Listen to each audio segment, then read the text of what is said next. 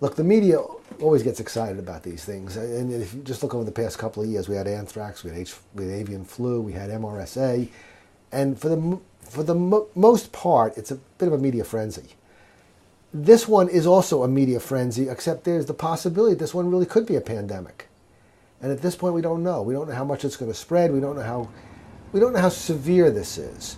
There is a lot of confusion about what actually is going on in Mexico because not all of the samples that are actually being tested by laboratories here and in Canada are finding that it's swine flu. Some of the cases are being confirmed as swine flu, some of them aren't. So how big an outbreak is actually occurring in Mexico is not yet known at this point. If we have a pandemic, it'll run its course within 5-6 months, something like that. Of course, if we truly have a pandemic, it's going to be horrible. It's going to be a plague. But I think, I'm not panicking at this point, that's what's going to happen. But I think we should take some precautions. This is basically your standard flu symptoms that you look for. You look for fever, coughing, sneezing, body aches, fatigue, chills to go along with the fever. Also, some people are reporting some diarrhea and vomiting. And people who have those symptoms should seek medical care and should not go to work, should not go to school. It'd be a good idea not to ride on the subway unless you're wearing a mask.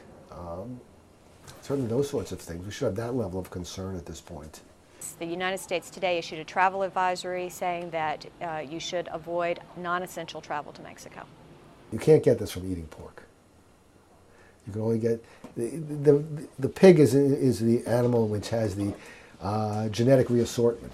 And that's why it's called swine flu. And then this is human-to-human transmission. Good news is it's treatable. We do have 2 antiviral drugs that can treat it, Tamiflu and Relenza. We do not have a vaccine. The CDC has taken the preliminary step necessary should we decide that we need to brew up a vaccine. They're working on that. If that decision were to be made, it would take time to brew a vaccine, however. And so that's why today, really the recommendation is just use common sense precautions to prevent catching a respiratory virus.